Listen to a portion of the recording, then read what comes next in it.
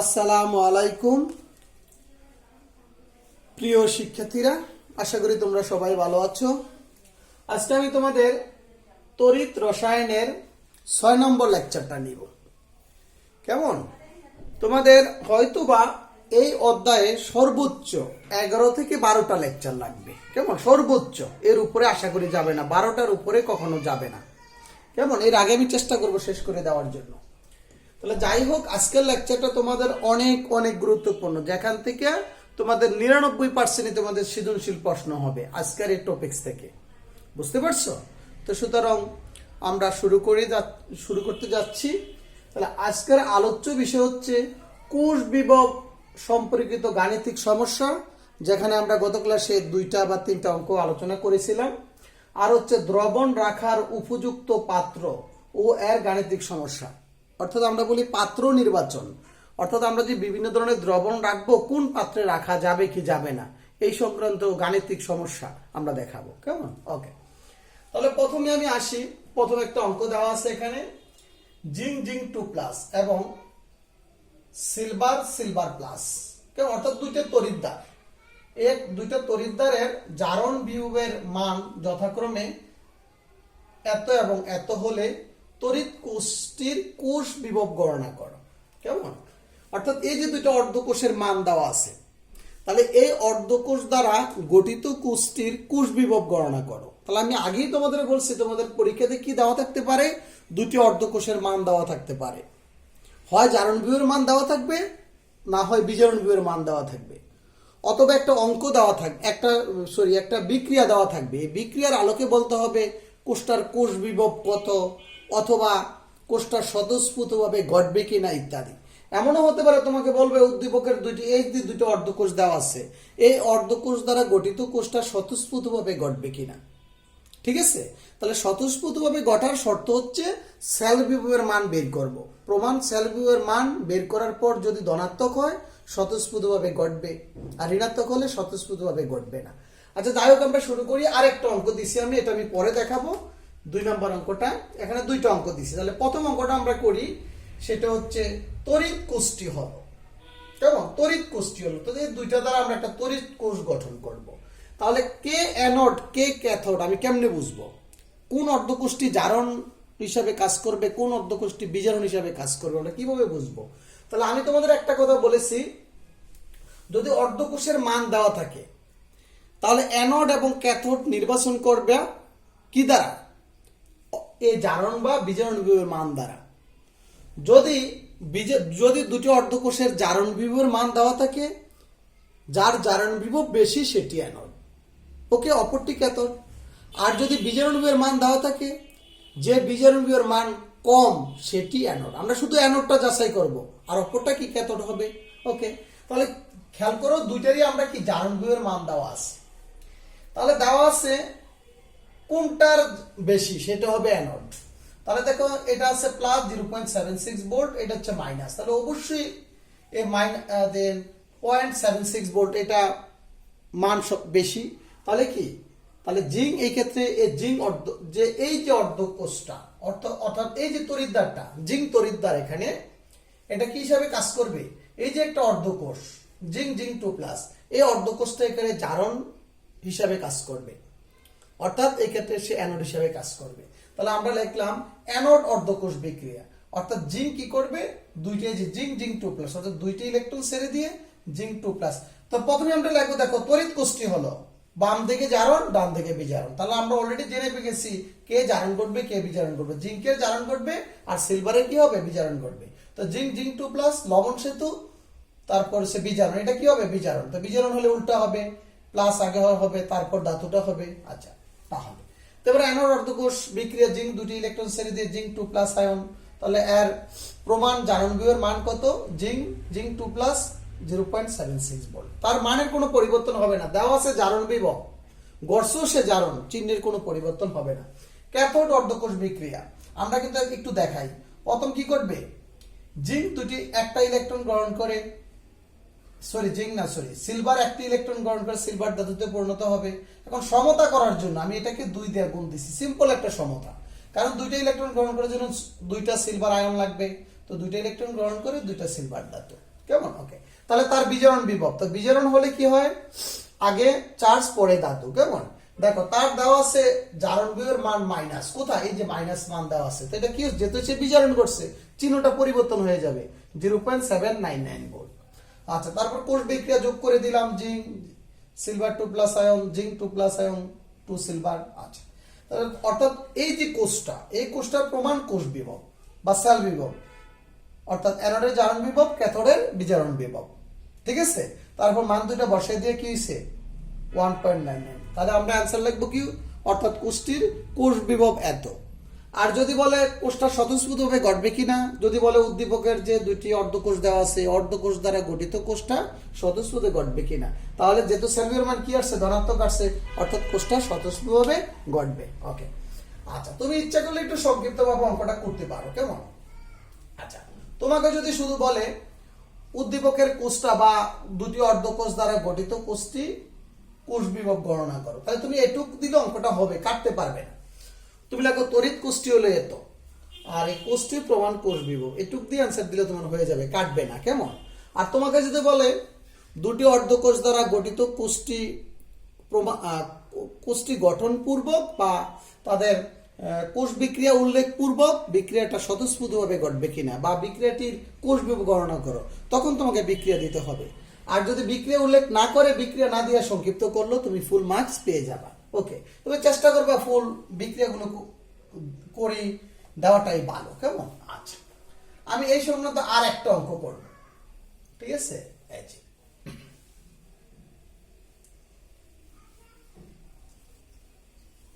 দেখো, এটা করলে তোমরা মোটামুটি আশা করি তোমরা পারবা, কেমন? আর ভবিষ্যতে সমস্যা হবে না আর কোনো অঙ্কই। আচ্ছা, দেখো এবার একটা কোষ দাও, যত উপায়ে অঙ্কগুলো আসে অত উপায় আমি দেখাতে চেষ্টা করছি। ধরো একটা কোষ দেওয়া আছে, এই কোষটার তাদের বিজারণ বিভবের মান দেওয়া আছে, কেমন? কোষটার কি দেওয়া আছে, তাদের বিজারণ বিভবের মান দেওয়া আছে। ওকে, এখন তোমাকে বললো এই উদ্দীপকের কোষ দ্বারা গঠিত কোষটা স্বতঃস্ফূর্তভাবে ঘটবে কিনা, বা কোষ বিক্রিয়া উল্লেখ পূর্বক বিক্রিয়াটা স্বতঃস্ফূর্তভাবে ঘটবে কিনা, আমি ডিটেলস আলোচনা করব, কেমন? যেহেতু উদ্দীপকের কোষটা দেওয়াই আছে, আর কোষ গঠন লাগবে না, কোষ গঠন কিন্তু এখানে দেওয়াই আছে, কেমন? তাহলে আমি ডাইরেক্ট লিখবো কি, অ্যানোড অর্ধকোষ বিক্রিয়া। দেখো, অ্যানোড অর্ধকোষ বিক্রিয়া, তাহলে কে করছে, এ না, এ এখানে জারণ, তার দুইটা ইলেকট্রন ছেড়ে দিবে, A2 প্লাস। ওকে, তাহলে তার প্রমাণ জারণ বিভবের মানটা কি হবে, A2 প্লাস। দেখো তার দেওয়া আছে বিজারণ বিভবের মান, ঠিক আছে, এখানে দেওয়া আছে কি, তার বিজারণ বিভবের মান,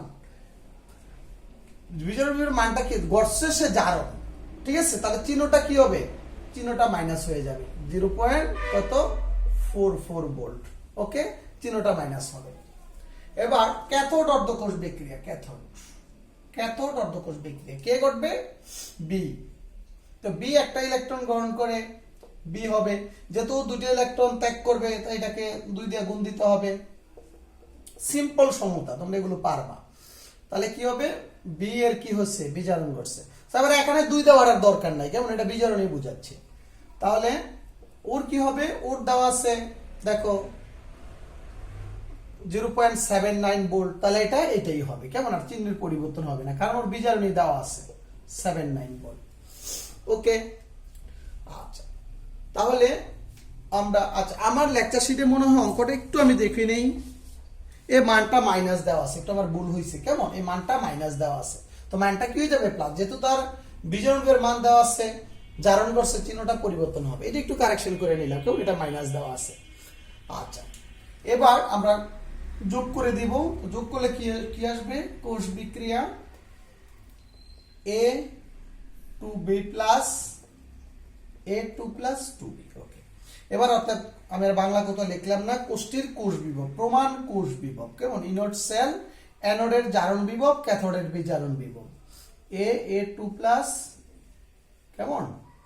আচ্ছা, তারপর B প্লাস, তাহলে মানটা বসাও, তোমার 0.44 ভোল্ট আর কি প্লাস 0.79 ভোল্ট, এটা যোগ করলে আসবে 1.23 ভোল্ট, এটা, কেমন? আচ্ছা, এখন তোমাকে যদি বলে উদ্দীপকের আলোকে কোষ বিক্রিয়া উল্লেখ পূর্বক বিক্রিয়াটা স্বতঃস্ফূর্তভাবে ঘটবে কিনা যাচাই করো, তাহলে কি হবে? এই বিক্রিয়াটা স্বতঃস্ফূর্তভাবে ঘটবে, যেহেতু সেল বিহেভিয়ার মান ধনাত্মক, অর্থাৎ কোষটা স্বতঃস্ফূর্তভাবে ঘটবে।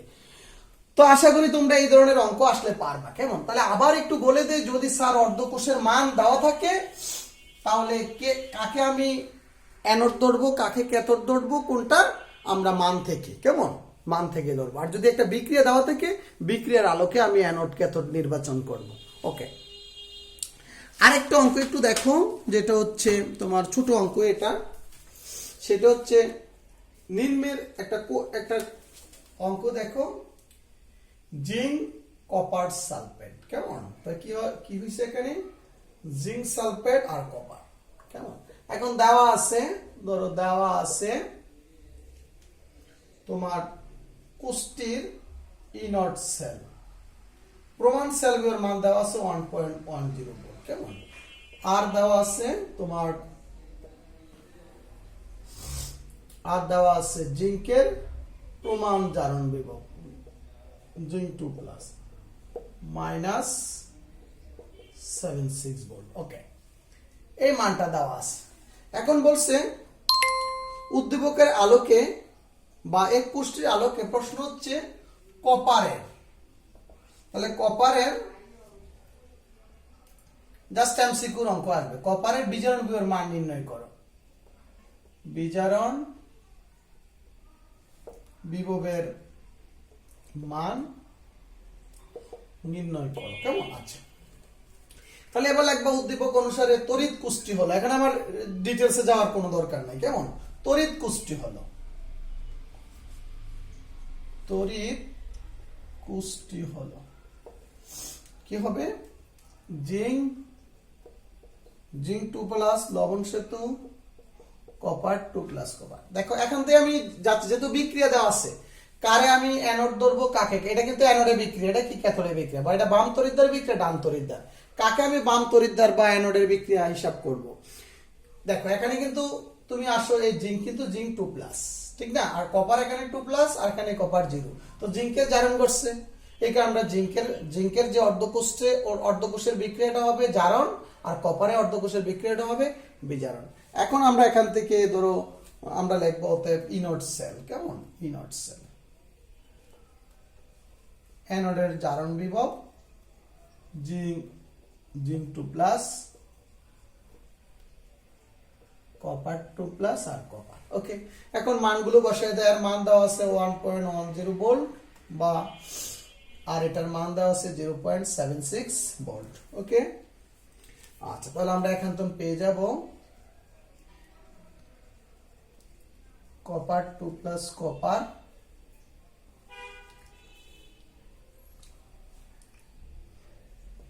1.10 ভোল্ট আর 0.76 ভোল্ট, কত আসবে? 0.34। কেমন? দুইটা কিন্তু ভোল্টে, তাহলে মোটামুটি অর্থাৎ এটি হচ্ছে কপারের বিজারণ বিভবের মান। কেমন? তো এই ধরনের অঙ্ক আসলে জাস্ট এমসিকিউতে আসবে, তোমরা আশা করি পারবা। কেমন? ওকে, তারপর আমি যে টপিকস নিয়ে আলোচনা করব সেটা সবচেয়ে গুরুত্বপূর্ণ টপিকস আজকে। কেমন? সেটা হচ্ছে দ্রবণ রাখার উপযুক্ত পাত্র এবং গাণিতিক সমস্যা। কেমন? অর্থাৎ এগুলো কিন্তু আসবেই তোমাদের উচ্চতর দক্ষতা। এখন যে টপিকস নিয়ে আলোচনা করব সেটা তোমাদের পরীক্ষাতে অবশ্যই আসবে। কেমন? অর্থাৎ আমি একটা দ্রবণ রাখবো, কোন পাত্রে রাখবো, যেমন কপার সালফেটের দ্রবণ আমি কোন পাত্রে রাখা নিরাপদ, জিঙ্ক সালফেটের দ্রবণ কোন পাত্রে রাখা নিরাপদ, বুঝতে পারছো? আচ্ছা, তো এই জিনিসটা আমরা নিয়ে আলোচনা করব। তো প্রথমে একটু বলে নেই যে আমি দুইটা নিয়মে অঙ্কটা করব, ঠিক আছে? যে নিয়মটা লাস্টে করবো ওই নিয়মটাই তোমরা ফলো করবা। আমি কয়েকভাবে এই অঙ্কগুলো চেঞ্জ করছি, তো পরে দেখলাম স্টুডেন্টরা যে নিয়মটাকে স্বাচ্ছন্দ্য বোধ করে ওই নিয়মই আমি নিয়ে আসছি। কেমন? তাহলে আমরা লিখবো দ্রবণ রাখার পাত্র নির্বাচন। কেমন? পাত্র নির্বাচন। প্রথমে একটু অনুধাবনের জন্য আমি আলোচনা করব। কেমন? এখন তো যে ধরনের অনুধাবনমূলক প্রশ্নটি আসবে সেগুলো আমি নিয়ে প্রথম ডিটেলস আলোচনা করব। ওকে, তারপর আমি তোমার অঙ্কের ভিতরে চলে যাব। আচ্ছা, তো প্রথম হচ্ছে কোনো একটা পাত্রে যদি দ্রবণ রাখা হয়, যদি ওই পাত্রটি দ্রবণের সাথে রাসায়নিক বিক্রিয়া ঘটে, তখন ওই পাত্রে আর ওই দ্রবণটি রাখা যাবে না। কারণ যদি দ্রবণের সাথে পাত্রের বিক্রিয়া ঘটে, তখন ওই পাত্রটা অ্যানোড হিসাবে ক্রিয়া করে। তখন আস্তে আস্তে পাত্রটি ক্ষয় হতে হতে, আমি জানি অ্যানোড ক্ষয় হয়, ইলেকট্রন ছেড়ে দিয়ে ক্ষয় হতে হতে একটা পর্যায়ে ছিদ্র হয়ে যাবে। তখন ওই পাত্রে দ্রবণ রাখা যাবে না। বুঝতে পারছো? আর যদি পাত্রের সাথে দ্রবণের কোনো রূপ রাসায়নিক বিক্রিয়া না ঘটে, তাহলে ওই পাত্রে ওই দ্রবণ রাখা যায়।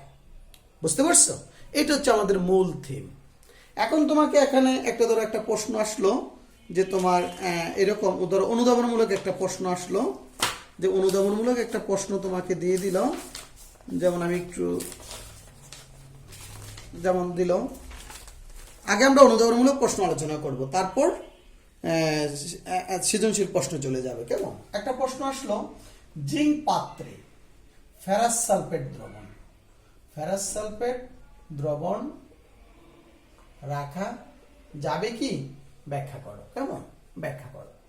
এটা হচ্ছে অনুধাবনমূলক প্রশ্ন, এটা গাণিতিক না, অনুধাবন। তো মনে রাখবে একটা সহজ নিয়ম, যে কোন পাত্রে কোন দ্রবণ রাখা যাবে। কেমন? যদি যেমন আমাকে এটি বলো, ফেরাস সালফেট দ্রবণ নিম্নের কোন পাত্রে রাখা যাবে? যেমন কতে দিল কপার পাত্রে, খতে দিল ম্যাগনেসিয়াম পাত্রে, গতে দিল অ্যালুমিনিয়াম পাত্রে, গহতে দিল কিসে? ধরো জিঙ্কের পাত্রে। এই ফেরাস সালফেট দ্রবণ কোন পাত্রে রাখা যাবে? তাহলে মনে রাখবা, এখানে এই পাত্রটা, এখানে কিন্তু দুইটা মেটাল, একটা হচ্ছে দ্রবণের মেটাল হচ্ছে আয়রন, আর পাত্রের যে কোনো মেটাল। যদি পাত্রের মেটাল যদি সক্রিয়তা সিরিজের উপরে থাকে, তাহলে ওই পাত্রে ওই দ্রবণ রাখা যাবে না। অর্থাৎ দ্রবণের মেটাল আর পাত্রের মেটাল, যদি পাত্রের মেটালটা সক্রিয়তা সিরিজের উপরে থাকে, ওই দ্রবণের ওই পাত্রে ওই দ্রবণটা রাখা যাবে না। কেননা সক্রিয়তা সিরিজের যে উপরে থাকে সে কিন্তু অ্যানোড হিসেবে ক্রিয়া করে। বুঝতে পারছো? তাহলে দেখো, এখানে সম্ভবত কপার, আয়রনের নিচে কপার অবস্থিত, অর্থাৎ কপার কপারের সাথে যখন ফেরাস, ধরো কপার হচ্ছে পাত্র, ফেরাস সালফেট যখন রাখবো তখন বিক্রিয়া হবে না, নো রিঅ্যাকশন, বিক্রিয়াটা হবে না। কারণ কপার কি করতে পারবে না, কখনো এই সালফেটটাকে এখানে প্রতিস্থাপিত করতে পারবে না, অর্থাৎ এই আয়রনটাকে প্রতিস্থাপিত করতে পারবে না। কিন্তু এখানে কিন্তু ম্যাগনেসিয়াম পারবে, অ্যালুমিনিয়াম পারবে, জিঙ্কও পারবে। যদি এখানে জিঙ্ক দাও, জিঙ্ক কি করবে? এই আয়রনকে প্রতিস্থাপিত করে সে কি করবে? জিঙ্ক সালফেট আর কি তোমার আয়রন, অর্থাৎ পাত্রটাকে প্রতিস্থাপিত করতে পারে, অর্থাৎ বিক্রিয়াটা হবে। তো দ্রবণের সাথে বিক্রিয়া হলেই কিন্তু ওই পাত্রে দ্রবণ রাখা যাবে না। বুঝতে পারছো? আচ্ছা, তাহলে তুমি কথাটা কি করবা? তোমার বেশি কথা লেখার দরকার না, আমি দুইটা নমুনা প্রশ্ন লিখে দিয়েছি অনুধাবনের জন্য, যে ফেরাস সালফেট দ্রবণ, জিঙ্ক পাত্রে ফেরাস সালফেট দ্রবণ রাখা যাবে না। কারণ জিঙ্ক পাত্রে ফেরাস সালফেট দ্রবণ রাখলে জিঙ্ক ফেরাস সালফেট দ্রবণ থেকে আয়রনকে প্রতিস্থাপিত করে জিঙ্ক সালফেট দ্রবণ পরিণত করবে। তাই জিঙ্ক পাত্রে ফেরাস সালফেট দ্রবণ রাখা যাবে না। তো যত ধরনের প্রশ্ন আসে এভাবেই লিখবা। কেমন? আবার যদি বলতো কপার পাত্রে ফেরাস সালফেট দ্রবণ রাখা যাবে কিনা, হ্যাঁ, তো কপার পাত্রে ফেরাস সালফেট দ্রবণ রাখা যাবে। কারণ কপার পাত্রে ফেরাস সালফেট দ্রবণ রাখলে কপার ফেরাস সালফেট দ্রবণের সাথে কোনো রূপ বিক্রিয়া করবে না। অর্থাৎ ঠিক আছে, অর্থাৎ কপার কি করতে পারবে না? আয়রনটাকে এখানে প্রতিস্থাপিত করে কপার সালফেটে রূপান্তরিত করতে পারবে না। তাই এই পাত্রে এই দ্রবণটা রাখা যাবে। বুঝতে, আমি কিন্তু ডিটেলস, একটা প্রশ্ন অনেক ডিটেলস লিখছি, তো পরে আবার সংক্ষিপ্ত করে লিখে দিয়েছি। তাহলে সংক্ষিপ্ত রুলসটা তোমরা বুঝতে পারছো? অর্থাৎ যদি পাত্রের যে মেটাল, এটা যদি সক্রিয়তা সিরিজের উপরে হয়, তখন কিন্তু রাখা যাবে না। বুঝতে পারছো? আর পাত্রের মেটালটা যদি দ্রবণে যে মেটাল থাকবে তার থেকে নিচে থাকে, ওই পাত্রে দ্রবণ রাখা যাবে। যেমন এই পাত্রে রাখা যাবে, যেমন এই পাত্রের যে মেটাল, এটা কিন্তু পাত্রে কপার মেটালটা দেওয়া আছে, এটা কার? আয়রনের নিচে অবস্থিত সক্রিয়তা সিরিজের, তাই এই পাত্রে দ্রবণ রাখা যাবে। তাহলে আমরা এখন এটা বিষয়টা গাণিতিকভাবে ব্যাখ্যা দিব। কেমন? আমরা গাণিতিকভাবে, আমি একটা অঙ্কই দুইটা নিয়মে করব তোমাদের। কেমন? একটা অঙ্কই আমি দুইটা নিয়মে করব, যার কাছে যেটা ভাল লাগে তোমরা ওইটা করবা। ওকে? আচ্ছা, তাহলে আমরা প্রথমে দেখাচ্ছি যে নিয়মটা, সেটা হচ্ছে দস্তার পাত্রে ফেরাস সালফেট দ্রবণ রাখা যাবে কিনা। আমি হালকা একটু উদ্দীপকের আলোকে দেখাই। কেমন? ধরো এই পাত্রটা হচ্ছে দস্তার পাত্র, এটা কি জিঙ্ককে কিন্তু বলা হয় দস্তা। ওকে, এই দস্তার পাত্রে এখানে ফেরাস সালফেট দ্রবণ রাখা যাবে কিনা। এখানে রাখা যাবে বলতে দীর্ঘক্ষণ বা দীর্ঘকাল সংরক্ষণ করা যাবে না, যাবে কিনা। এমন না যে দস্তার পাত্রে জিঙ্ক সালফেট দ্রবণ রাখলে সাথে সাথে একটা পাত্র ছিদ্র হয়ে যাবে, এরকম না। অর্থাৎ এটা দীর্ঘক্ষণ সংরক্ষণ করা যাবে কিনা। তাহলে উচ্চতর দক্ষতার প্রশ্নটা হবে কি, এখানে কিছু তোমাকে ডাটা দিয়ে দেওয়া থাকবে। ডাটাটা দেওয়া থাকবে কি, ধরো জিঙ্ক 2+, ধরো মান দেওয়া তাহলে 0.76 ভোল্ট। আর কি আয়রন 2+, তার মান হচ্ছে 0.44 ভোল্ট। দুইটা কিন্তু পজিটিভ, কেমন? আচ্ছা, পজিটিভ না দিলে হয়, অসুবিধা নাই, তারপর দিয়ে দিলাম। এখন তোমাকে বলবে যে এই উদ্দীপকের পাত্রে এই দ্রবণটি বা জিঙ্ক পাত্রে ফেরাস সালফেট দ্রবণ রাখা যাবে কিনা উদ্দীপকের আলোকে বিশ্লেষণ করো। জিঙ্ক পাত্রে ফেরাস সালফেট দ্রবণ দীর্ঘক্ষণ সংরক্ষণ করা যাবে কিনা উদ্দীপকের আলোকে বিশ্লেষণ করো। বা প্রশ্নটা আসতে পারে উদ্দীপকের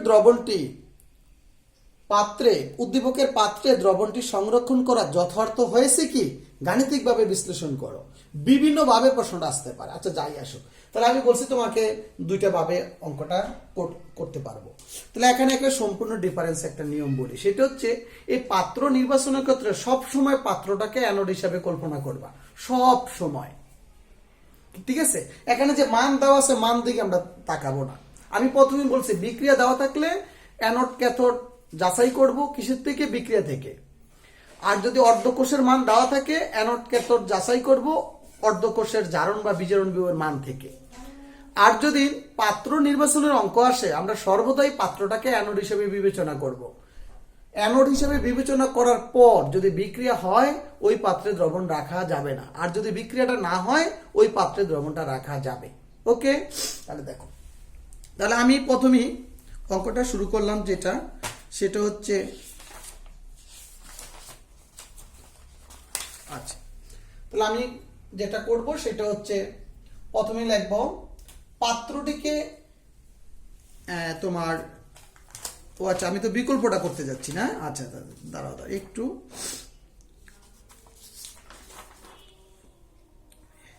আচ্ছা লিখব জিঙ্ক পাত্রে ফেরাস সালফেট দ্রবণ, এত দ্রবণ রাখলে যদি বিক্রিয়া ঘটে তবে বিক্রিয়াটি নিম্নরূপ। দেখো, আমি তো বলতে পারবো না যে জিঙ্ক পাত্রে ফেরাস সালফেট দ্রবণ রাখলে 100% বিক্রিয়া হবে কি হবে না। এই জন্য হবে জিঙ্ক পাত্রে ফেরাস সালফেট দ্রবণ রাখলে যদি বিক্রিয়া হয় বিক্রিয়াটি নিম্নরূপ। দেখো, তাহলে বিক্রিয়াটা কি হবে, জিঙ্ক আর ফেরাস সালফেট, তাহলে কি হবে জিঙ্ক সালফেট আর হচ্ছে আয়রন। বা এটাকে আমরা লিখতে পারি বা চিহ্ন দিয়া জিঙ্ক আর দর্শকটা বাদ দিলাম সালফেটটা, কেমন? আচ্ছা, জিঙ্ক 2+ আয়রন। ওকে, এখন আমি লিখবো কেমন কোষ্ঠীর কোষ গঠন বা তড়িৎ রাসায়নিক কোষ্ঠী হলো, অতএব তড়িৎ রাসায়নিক কোষ্ঠী হলো বা কোষ্ঠীর কোষ গঠন, যেটি এই যে কোষটা, কেমন? আচ্ছা, তাহলে আমরা আগেই বলছি এখানে সবসময় পাত্রটা অ্যানোড। আগে কিন্তু জিঙ্ক কিন্তু এখানে অ্যানোড হিসেবে কাজ করছে, দেখছো, জিঙ্ক 2+, এটা অলওয়েজ এই নিয়মে। আবার এই মান আছে এগুলো আমি যাচাই করে দেখবোই না, কি ঠিক আছে? তাহলে এখানে জিঙ্কের জারণ, তাহলে কি হবে জিঙ্ক পাত্রটা সবসময় আমি জারণ হিসাবে দেখাবো, বাম তড়িৎদ্বার হিসাবে দেখাবো। আর কি ওখানে আয়রন 2+ কি আয়রন। আর এখানে বিক্রিয়া দেওয়ার আর তেমন দরকার নেই, কেমন? বিক্রিয়াগুলো না দিলে হবে, সংক্ষিপ্তভাবে দেখালে হবে। আবার বিক্রিয়াগুলো করো, তুমি অঙ্কটা করতে পারো, কেমন? আচ্ছা, তাহলে আমরা অর্থাৎ এই তড়িৎ রাসায়নিক কোষটা কোনটা, এটার আলোকে। ওকে, এবার অর্থাৎ ইনোড সেল বাইর করব। কি অ্যানোডের জারণ বিভব জিঙ্ক 2+, কেমন? আর হচ্ছে বিজারণ। ওকে, এখন মান বসাও। অ্যানোডের কি জারণ ঘটছে দেওয়া আছে, তার জারণ বিভব 0.76 ভোল্ট। এবার ক্যাথোডে কিন্তু বিজারণ ঘটছে, ক্যাথোডে কি ঘটছে, বিজারণ দেওয়া আছে, তার জারণ বিভবের মান, তো এটা কি হয়ে যাবে মাইনাস, তো 0.44 ভোল্ট, কেমন? আচ্ছা, তাহলে দেখো এটা বড় এটা ছোট, অবশ্যই স্যালভিওর মানটা কিসে ধনাত্মক আসবে, ঠিক না? স্যালভিওর মান কি আসবে এখানে, বিয়োগ করলে অবশ্যই এটা ধনাত্মক আসবে। আচ্ছা, এবার মন্তব্য টানবা, খুব সুন্দর করে মন্তব্যটা টানবা, যেহেতু এটা উচ্চতর দক্ষতার প্রশ্ন।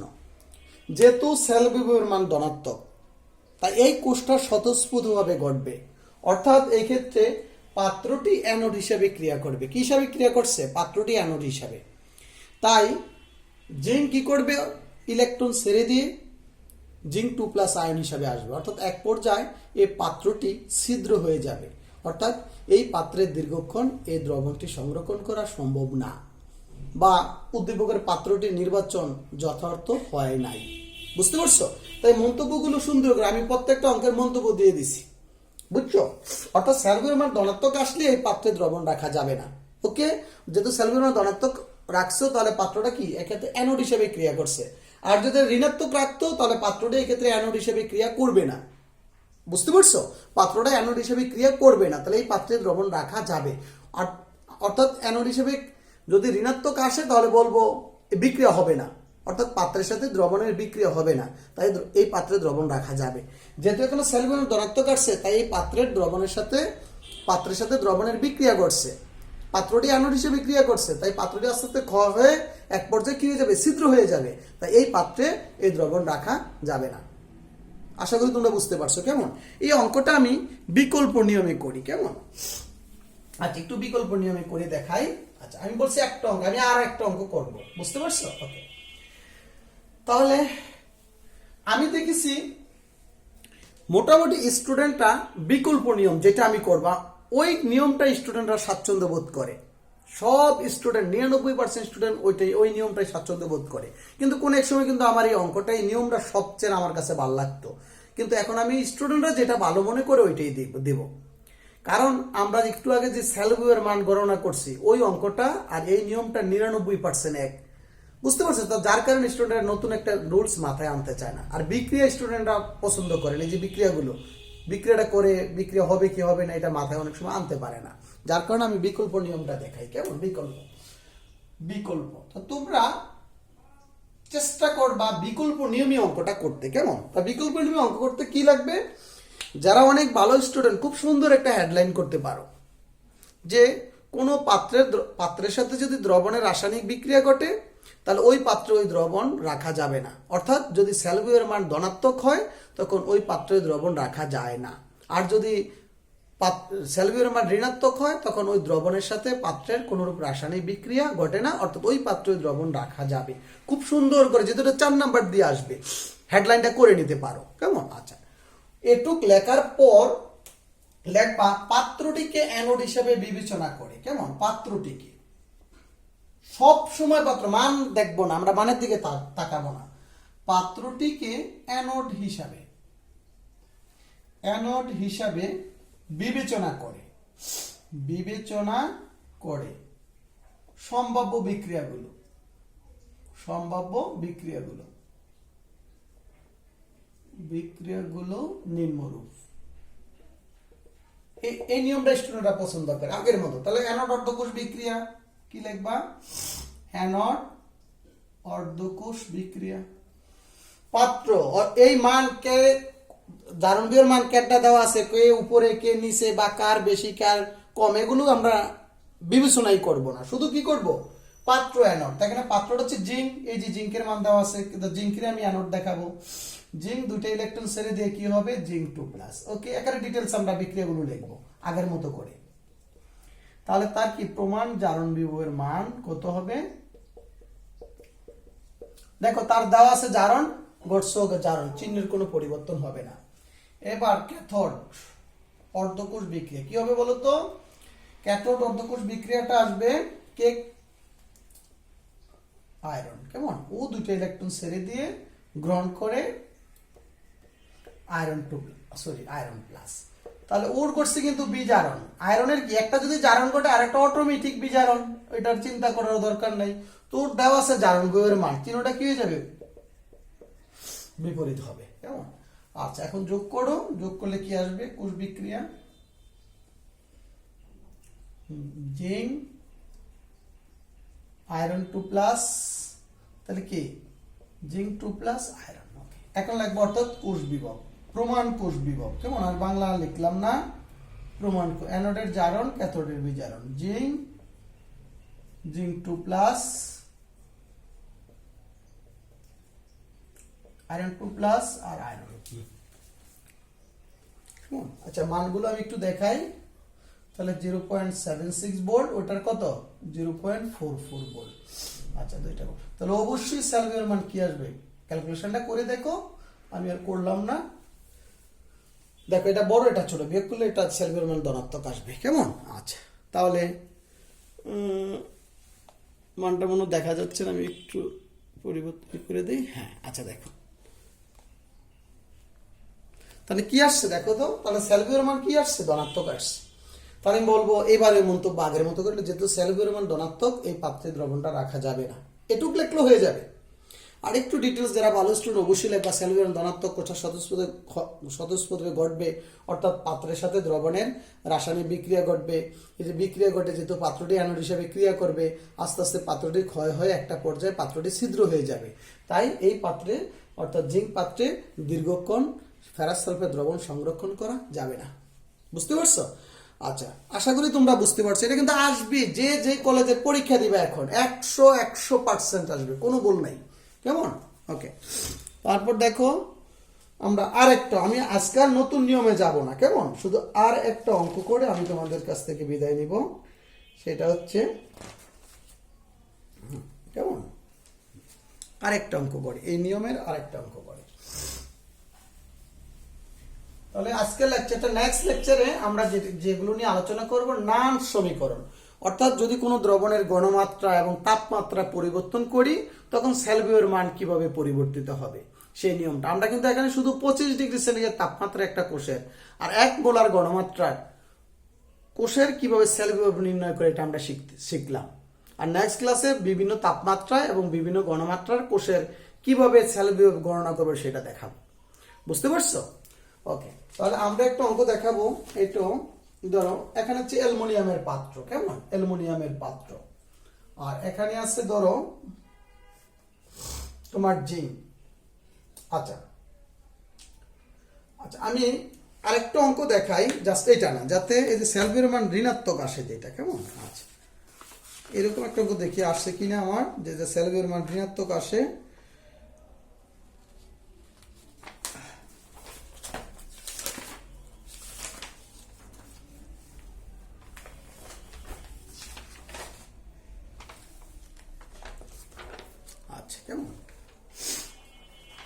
আরেকটা উদ্দীপক আকারে দেখাই। কেমন? উদ্দীপক এইভাবে তো তুমি আশা করি পারবা। এটা যেটা দেখাতাম এটা তোমরা পারবা, যে অ্যালুমিনিয়াম পাত্রে ফেরাস সালফেট দ্রবণ রাখা যাবে কিনা, এই ধরনের অঙ্ক আশা করি তোমরা পারবা। কেমন? আমি আরেকটা এ বি দিয়ে একটা দেখাই। কেমন? আচ্ছা, আমি একটু আগে একটা উদ্দীপক করছিলাম এরকম, A2 প্লাস বি। কেমন? তো এটার দুইটা, এটা একটা পূর্ণাঙ্গ উদ্দীপক। কেমন? আচ্ছা, এদের মানগুলো দেওয়া আছে। ধরো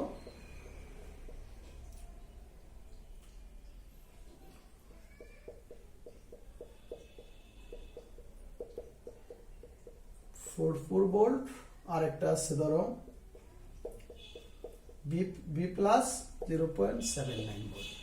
তাহলে একটু আগে আমরা তোমাদের একটা অঙ্ক করেছিলাম যে উদ্দীপকের কোষটির কোষ বিভব গণনা করো। শুরুতে আজকে আমরা এই ধরনের একটা অঙ্ক করছি, দ্বিতীয় অঙ্কটা সম্ভবত, বা উদ্দীপকের কোষ দ্বারা গঠিত কোষটি স্বতঃস্ফূর্তভাবে ঘটবে কিনা, বা কোষ বিভব গণনা করো। আর আমি এখানে দিব যে প্রশ্নটা উচ্চতর দক্ষতার প্রশ্ন হচ্ছে বি পাত্রে। কেমন? বি পাত্রে এ সালফেট দ্রবণ, এ সালফেট লবণ বা দ্রবণ, বি পাত্রে এ সালফেট দ্রবণ দীর্ঘকাল সংরক্ষণ, কেমন, সংরক্ষণ করা যাবে কিনা গাণিতিকভাবে বিশ্লেষণ করো। কেমন? গাণিতিকভাবে বিশ্লেষণ করো, বিশ্লেষণ করো। ওকে, তাহলে এই অঙ্কটা আমরা দেখব। তাহলে দেখো, একটু খেয়াল করো, আমরা যখন একটু আগে যে আমরা দ্বিতীয় অঙ্কটা বা শুরুর যে দ্বিতীয় অঙ্কটা করছি, এই কোষটির সেলভিয়ার গণনা করো, ওই সময় কিন্তু আমরা কি করছি, এই মান দেখে কারে আমরা অ্যানোড কারে ক্যাথোড ধরবো, এই মান দেখে। বুঝতে পারছো? আচ্ছা, অর্থাৎ তাদের জারণ বিভবের মান দেওয়া আছে, সরি দুটি কোষের কেমন, দুইটি কোষের কি বিভবের মান দেওয়া আছে, এই তোমার সরি এখানে কোষটাই দেওয়া আছে, ওর জারণ ওর বিজারণ, ওর জারণ ওর বিজারণ, বুঝতে পারছো? তো এটা কিন্তু দেওয়াই আছে এর জারণ, আমার এই মান দিয়ে চিন্তা করে লাভ নেই, কারণ এটা কোষটাই দেওয়া আছে, ওর জারণ ওর বিজারণ, জাস্ট বিক্রিয়াগুলো করে আমরা মান বের করেছিলাম। এখন বলছে বি পাত্রে এ সালফেট দ্রবণ রাখা যাবে কিনা। তো বি পাত্রে, পাত্রটা হচ্ছে বি এর, আর এ সালফেট দ্রবণ রাখা যাবে কিনা। তাহলে আমি বলছি এই ক্ষেত্রে এই মানের কোনো কাজ নাই, পাত্রটাকে সবসময় আমি অ্যানোড হিসাবে কল্পনা করব। যারা ভালো স্টুডেন্ট, স্টার্টটা একটু ভালো করে করবা। কি করবা, যে আমরা জানি কোনো পাত্রের যদি কোনো দ্রবণ রাখা হয়, যদি পাত্রের সাথে দ্রবণের কোনো রূপ রাসায়নিক বিক্রিয়া ঘটে, ওই পাত্রে ওই দ্রবণ রাখা যায় না। অর্থাৎ সেলফিউর মান যদি ধনাত্মক হয়, ওই পাত্রে ওই দ্রবণ রাখা যায় না। আর যদি দ্রবণের সাথে পাত্রের কোনো রাসায়নিক বিক্রিয়া না ঘটে, ওই পাত্রে ওই দ্রবণ রাখা যাবে। কেমন? আচ্ছা, এই কথাটা বলে স্টার্ট করলে ভালো হয়। কেমন? আর তা না হলে লিখবা যে পাত্রটিকে অ্যানোড ধরে সম্ভাব্য বিক্রিয়াগুলো, অর্থাৎ পাত্রটিকে অ্যানোড বিবেচনা করে সম্ভাব্য বিক্রিয়াগুলো,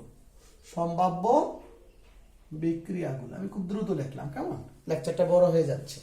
যে পাত্রটিকে অ্যানোড হিসাবে বিবেচনা করে সম্ভাব্য বিক্রিয়াগুলো। ওকে, আচ্ছা, তাহলে সম্ভাব্য বিক্রিয়া তুমি বুঝতে আসছো যে পাত্র, এই যে বি হচ্ছে পাত্র, ঠিক না? তাহলে পাত্রটাকে অ্যানোড, তা অ্যানোড অর্ধকোষ বিক্রিয়া, দেখো পাত্রটিকে অ্যানোড, আমি এগুলোর বিবেচনা করব না, এই কোষ দেখবই না, পাত্রটা অ্যানোড।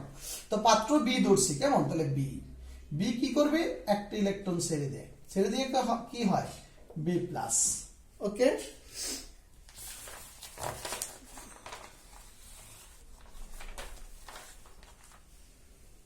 আচ্ছা, তারপর এখানে কি হবে, বি তার প্রমাণ জারণ দিব না,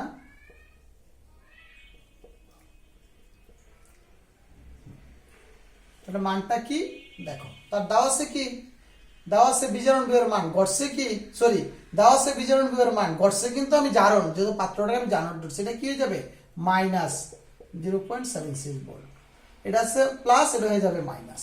এবার ক্যাথোড অর্ধকোষ বিক্রিয়া, আচ্ছা ক্যাথোড কি, বি এ, তো এর অবশ্যই একটা, যদি বি এর জারণ দেখা হয়েছে, এটাকে অবশ্যই বিজারণ হবে, সে দুইটা ইলেকট্রন গ্রহণ করে কি হবে,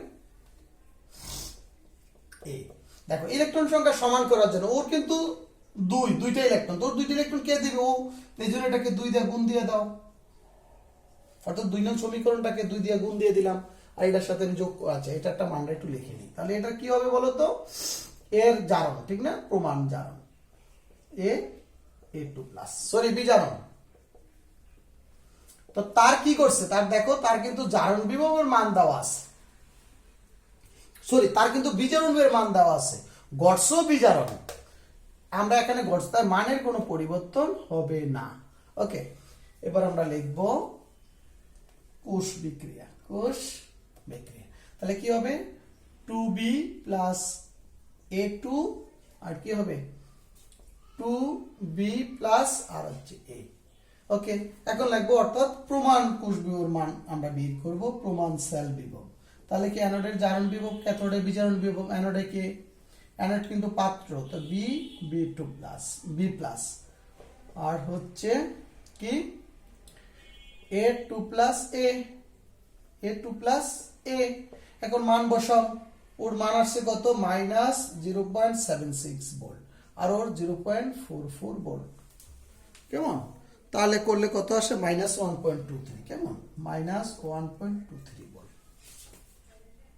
আচ্ছা, তাহলে কি আসছে, এটা কিন্তু সবচেয়ে বেশি স্ট্যান্ডার্ড। কেন এটা সবচেয়ে বেশি স্ট্যান্ডার্ড, এটার ভুল হয় না স্টুডেন্টরা, কারণ তারা তো ওই যে সেলফিউর গণনা করার নিয়মের অঙ্কগুলো, তবে পার্থক্য হচ্ছে সেলফিউর যদি অর্ধকোষের মান দেওয়া থাকে, তার জারণ বিজারণ বিভবের মান দেখে অ্যানোড ক্যাথোড নির্বাচন করতে হয়, আর যদি পাত্র নির্বাচনের অঙ্ক আসে, সর্বদাই পাত্রটাকে অ্যানোড হিসাবে বিবেচনা করবে। এই মান আমি দেখবো না, মানও দেখবো না, বিক্রিয়াও দেখবো না, কিছুই দেখবো না, সরাসরি পাত্রটাকে আমি অ্যানোড ধরবো, আর অপরটা ক্যাথোড হবে, কেমন। আচ্ছা, তাহলে কি সেলফিউর মান ঋণাত্মক, তাহলে কি এই পাত্রের সাথে দ্রবণের কোনরূপ রাসায়নিক বিক্রিয়া ঘটবে না, যেহেতু সেলফিউর মান ঋণাত্মক, তাই এই বিক্রিয়াটা স্বতঃস্ফূর্তভাবে ঘটবে না। তাই এই পাত্রে এই দ্রবণ রাখা যাবে। তাহলে আশা করি তোমরা এই ধরনের অঙ্ক আসলে পারবা। আমার লেকচার শিটে আরো অনেক ধরনের নমুনা প্রশ্ন দিয়ে দিছি এবং উত্তরগুলো আমি করে দিয়েছি, তো তোমরা ভালো করে করবা। কেমন? তাহলে ভালো থাকো, আল্লাহ হাফেজ।